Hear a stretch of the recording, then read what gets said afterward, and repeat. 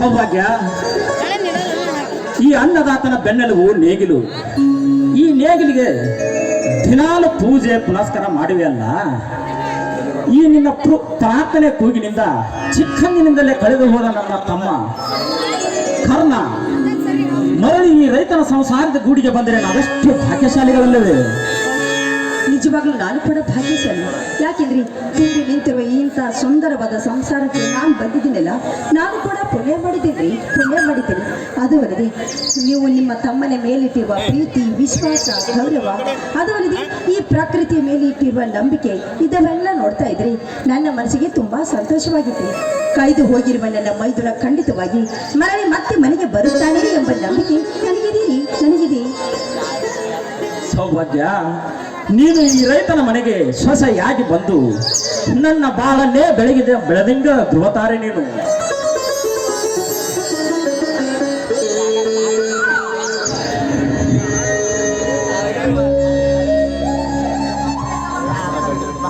ಇರ್ಲಿ ಬಿಡಿ, ನೀವು ಈ ರೀತಿ ಭಾವುಕರಾಗಬೇಡಿ. ಯಾಕೆಂದ್ರೆ ಇದು ನನ್ನ ಕರ್ತವ್ಯ. ಯಾಕೆಂದ್ರೆ ಹುಟ್ಟಿದ ಮನೆ, ಕೊಟ್ಟ ಮನೆ ಎರಡು ಒಂದೇ ಅಂದಮೇಲೆ ಸಮನಾಗಿ ನೋಡ್ಕೊಳ್ಬೇಕಾದದ್ದು ನನ್ನ ಕರ್ತವ್ಯ ಅಲ್ವೇ? ಎಷ್ಟೇ ಮಾಡಿದರೆ ನೀನು ನನಗಿಂತ ಹೆಚ್ಚು ಕಲಿತವಳು, ಜ್ಞಾನವುಳ್ಳವಳು. ಹೋಗ್ಲಿ ಬಿಡು, ನನ್ನ ತಮ್ಮ ಕ್ರಾಂತಿಯಲ್ಲಿ ಇವತ್ತು ನೂಲ ಹುಣ್ಣಿಮೆ ಅಲ್ವೇ? ಅದಕ್ಕೋಸ್ಕರವಾಗಿ ನನ್ನ ಅಣ್ಣನನ್ನು ಕರೆದುಕೊಂಡು ಬರ್ತೇನೆ ಅಂತ ಹೇಳಿ ಹೋದವನು ಇನ್ನೂ ಆದರೂ ಬಂದಿಲ್ಲ ನೋಡಿ. ಓಹೋ, ಹಾಗಾದ್ರೆ ಮನೆಯಲ್ಲಿ ಯಾರು ಇಲ್ಲ ಅಂತಾಯ್ತು. ಈಗ ಈ ಸಂತೋಷ ಸಮಯದಲ್ಲಿ ಒಂದು ಹಾಡನ್ನು ಹಾಡಿ. ಆಗಲಿ, ನಿಮ್ಮ ಇಚ್ಛೆ ಅಂತ ಆಗಲಿ.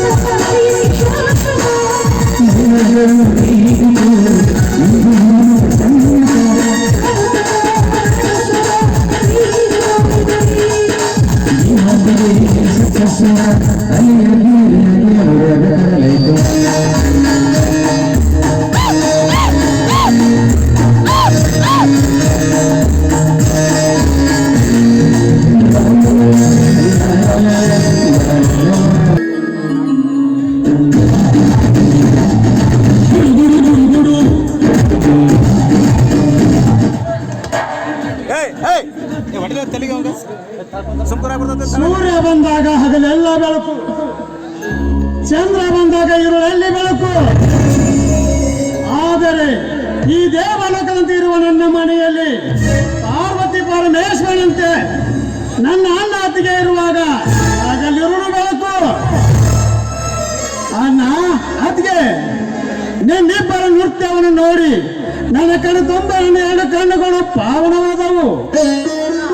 ನಾನೆಲ್ಲ ಮೈದುನ, ಇದಕ್ಕೆಲ್ಲ ಕಾರಣ ನಿಮ್ಮ ಅಣ್ಣ ಇದ್ದಾರಲ್ಲ, ಇವರ ಚಪಲ ಇದು. ಅವಳೆಂದೇನೋ ಹೌದು, ನಿಮ್ಮ ಅತ್ತಿಗೆ ಬಾಯಿಂದ ಹಾಡು ಕೇಳಿದೆ ಬಹಳ ದಿನಗಳಾಯ್ತು. ಅದೇ ಹಾಡಿನ ಗುಂಗಿನಲ್ಲಿ 2 ಸ್ಟೆಪ್ಪು ಹಾಕಿದೆವು. ತಮ್ಮ, ನಮ್ಮಿಂದ ತಪ್ಪಾದ್ರೆ ಕ್ಷಮಿಸಿಬಿಡು. ಅಣ್ಣ ಅದಂತ ಮಾತನಾಡಿದೆಯೋ ಬೆಟ್ಟಪ್ಪ. ಪ್ರತಿಯೊಬ್ಬ ಸಹೋದರ ನಡುವೆ 100 ವರ್ಷ ಬದುಕಿ ಬಾಳಿದರೆ 100 ಮನೆ ಸ್ವಚ್ಛಾಗೋದು ಆರೋಗ್ಯ. ನಗುಸ ಸಂತೋಷದಿಂದ ಜಗಳ ಜಂಜಾಟ ಬಾರದೆ 100 ವರ್ಷ ಬದುಕಿ ಬಾಳಬೇಕೆಂದು ಬಲ್ಲವರು ಹೇಳ್ಯಾರ. ಉಂಡು 100 ಅಡಿ ಇಕ್ಕಿ ಕೆಂಡಕ್ಕೆ ಕೈಬಿಸಿ ಮಾಡಿ ಗಂಡು ಭುಜ ಮೇಲು ಮಾಡಿ ಮಲಗಿದವನ ವೈದ್ಯನ ಗಂಡ ಎಂದ ಸರ್ವಜ್ಞ. ಮನುಷ್ಯನಿಗೆ ಆರೋಗ್ಯ ಮುಖ್ಯ. ನಗುತ್ತಾ ನಲಿಯುತ್ತ ಸಂತೋಷದಿಂದ ಬದುಕಿ ಬಾಳಿದರೆ 100 ಮಡಿ ಹೆಚ್ಚಾಗುವುದು ಆರೋಗ್ಯ. 100 ಮಡಿ ಅಷ್ಟೇ ಅಲ್ಲ ಮೈದುನ, ಅರಮನೆಯಂತಿರುವ ಈ ಮನೆಗೆ ಯಾವತ್ತಿದ್ರೂ ಈ ಮನೆತನಕ್ಕೆ ನಗುವಿಗೆ ಬಡತನ ಅನ್ನುವುದೇ ಇಲ್ಲ. ನೀವು ಎಲ್ಲರೂ ಸೇರಿಕೊಂಡು ಪ್ರಕೃತಿಯ ಮೇಲೆ ಎಷ್ಟೊಂದು ನಂಬಿಕೆಯನ್ನು ಇಟ್ಟಿದ್ದೀರಾ. ಅದು ಅಲ್ಲದೆ ಅಣ್ಣ ತಮ್ಮಂದಿರು ಎಲ್ಲರೂ ಕೂಡಿಕೊಂಡು ಎಷ್ಟೊಂದು ಪ್ರೀತಿ ವಿಶ್ವಾಸದಿಂದ ನೀವು ಎಲ್ಲರೂ ಇದ್ದೀರಾ. ಅದು ಅಲ್ಲದೆ ಕುಸ್ತಿಯ ಪಟ್ಟು ಪೈಲಾರು ಆಗಿರುವ ನಿನಗೆ ಸಿಟಿಯಲ್ಲಿ ಓದುತ್ತಿರುವ